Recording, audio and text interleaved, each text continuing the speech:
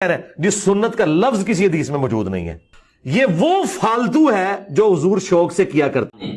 اپنا والا اپنے حساب میں اسے گستاخی کرے تو اس کا بہترین علاج ہے کہ اٹھ کے 3 تھپڑ لگا دیے جائیں تاکہ وہ سیدھا ہو جائے. جو کلپ آپ نے سنا ہے اس کا آگے انشاءاللہ الرحمن آگے میں سنانے والا ہوں. یہ کلپ انجینئر علی مرزا کا کلپ ہے اور اتنا گھٹیا اتنا خطرناک لفظ سنت کے بارے میں اس نے نکالا ہے کہ حد نہیں. آپ کو پورا ویڈیو میں ضرور سناؤں گا لیکن اس سے پہلے اس کی سوچ آپ دیکھیں کتنی ہے کہ سنت کے بارے میں اللہ کے نبی صلی اللہ علیہ وسلم کی سنت کے بارے میں فالتو کا لفظ استعمال کر رہا ہے. یعنی جو سنت نمازیں ہیں سنتیں ہیں وہ فالتو نمازیں ہیں. فالتو استعمال کر رہا ہے یعنی اللہ کے نبی نے کبھی کی کبھی نہیں کہ ان کو فالتو وہ بتا رہا ہے. سنت کے بارے میں فالتو وہ بتا رہا ہے اور حدیث پاک کے اندر بولے سنت لفظ آیا ہی نہیں یہ وہ بول رہا ہے. میں ضرور آگے پوری بات انشاءاللہ الرحمن آپ کے سامنے میں کروں گا. مفتی عیسیٰ صاحب بتا رہے ہیں اس کا حوالہ دے کر اس کی کھچائی کی ہے تو اس کا حوالہ دے کر حدیث پاک عربی میں بھی لگائی جس میں سنت کا لفظ بھی آیا ہے اور وہ کہہ رہا ہے کہ سنت کا لفظ حدیث میں کہیں نہیں آیا ہے.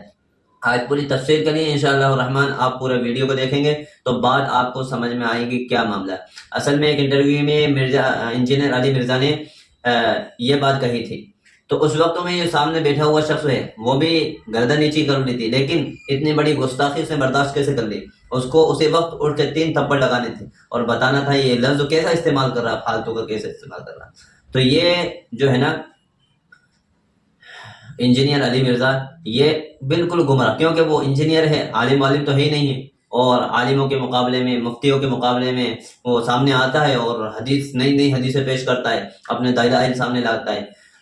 میں کہتا ہوں علی مرزا سے کہ تو ہے نا تعمیری کام کر کے بلڈنگ تان جا کے یہ حدیث کے چکر میں مت پڑے. یہ کام مولویوں کا کام ہے بڑے بڑے علماء کا کام ہے اس کو اوپر چھوڑ دیں. یہ حدیث ایسی نہیں ہے جو چاہے ویسے اینٹ جما دی تعمیر کی طرح تعمیر کر دی جیسا چاہے وہاں نقشہ کھینچ دیا.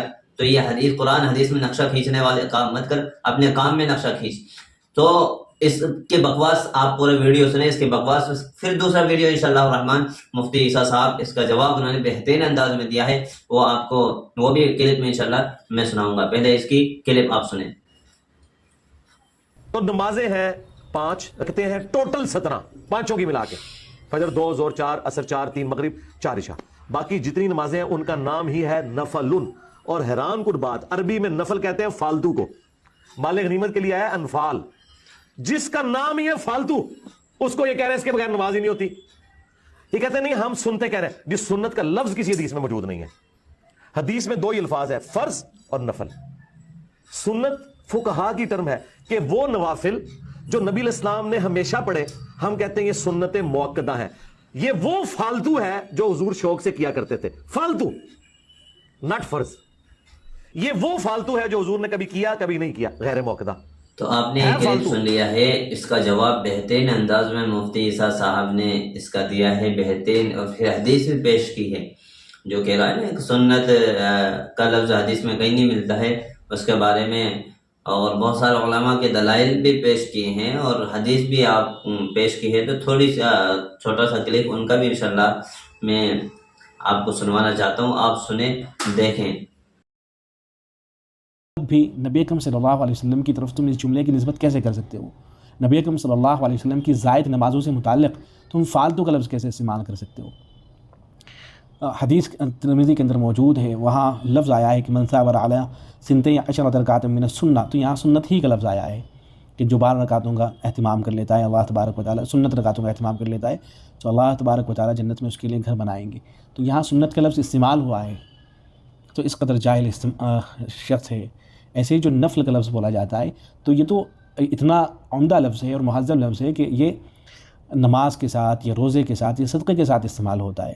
اس کی تعریف یہ کی گئی ہے کہ ما کان زائدن عن الواجب صدقۃ کان ام صلاۃ ام صیاما کہ نفل کہتے ہیں جو واجب فرائض سے زائد ہو چاہے وہ صدقہ ہو یا نماز ہو یا روزہ ہو. اس طرح سے اس کو بولتے ہیں نفلی صدقہ نفلی نماز نفلی روزہ اس طرح سے استعمال ہوتا ہے اور مال غنیمت کے لیے بھی استعمال ہوتا ہے. تو اس لفظ کو فالتو کے معنی میں لے کر پھر اس طرح سے مذاق اڑانا یہ کس طرح سے صحیح ہو سکتا ہے؟ دیکھیں اگر دین کی کسی بھی چھوٹی سے چھوٹی چیز کا کوئی شخص مذاق بناتا ہے یہ شخص جو ہے اس کا موقف یہ ہے غالباً کہ بس جو فرائض ہیں ان کو پڑھ لینا چاہیے اور سنتیں وغیرہ جو ہے ان کو ترک کر دینا چاہیے. تو اسی کو آدمی مہذب الفاظ میں بھی بول سکتا ہے. یہ باتیں مہذب انداز میں بھی کہی جا سکتی ہیں. کہ فرائض کو پڑھ لے آدمی، جو نفل نمازیں ہیں، سنت نمازیں ہیں، تو ان کو اگر ترک کر دیتا ہے تو کوئی گنہگار نہیں ہوگا۔ اگر کسی کا یہ موقف ہے تو مہذب انداز میں اس کو اس طرح سے بولا جا سکتا ہے، لیکن اتنے گھٹیا لفظ استعمال کرنا شروع کر دینا کہ نبی صلی اللہ علیہ وسلم کو مخاطب کر کے باقاعدہ کہ یہ وہ فالتو ہے جسے نبی صلی اللہ علیہ وسلم شوق سے کیا کرتے تھے، تو یہ کتنی گھٹیا تعبیریں ہیں، کتنا گھٹیا لفظ استعمال کیا گیا ہے نبی اکرم صلی اللہ علیہ وسلم کے حوالے سے۔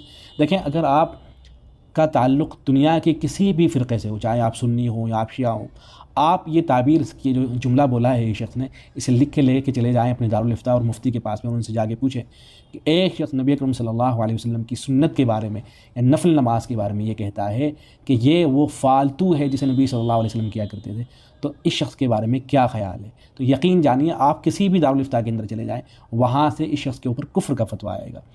دین کی کسی بھی چھوٹی سے چھوٹی چیز کا مذاق بنانا، اور یہ جانتے ہوئے کہ نبی اکرم صلی اللہ علیہ وسلم سے یہ چیز ثابت ہے، پھر بھی اس کا مذاق بنانا، اس کی توہین کرنا، پوری امت مسلمہ اس بات میں متفق ہے کہ کفر ہے، ایسا شخص اسلام سے نکل جاتا ہے۔ یہ دیکھیں علماء نے کیا کیا لکھا ہے، جو ہندوستان پاکستان وغیرہ کے علماء ہیں ان کو تو چھوڑ دیجیے، آپ عرب علماء کو دیکھیں وہ کیا لکھتے ہیں۔ شیخ بن باز رحمۃ اللہ نے لکھا ہے کہ فالاستہزاء بالجنۃ او بالنار او بالاسلام عموما او بالتوحید او بالصلاۃ او بالزکاۃ او بشیء من الدین ردۃ باجماع المسلمین، کہ جنت کا مذاق بنانا، جہنم کا یا اسلام کا، دیکھیں آپ نے سن لیا، اگر ایسی گستاخی آپ کے سامنے، ایسی گستاخی کوئی برداشت نہیں کر سکتا۔ دوسرے تو گستاخی کرتے کرتے اپنے سامنے، اپنے اسٹوڈیو میں، اپنے گھر میں رہتے ہوئے ہی گستاخی نبی کی شان میں اور حدیث کے بارے میں ایسا الفاظ کہہ دے، اتنا بکواس، اتنا گھٹیا الفاظ کہہ دے۔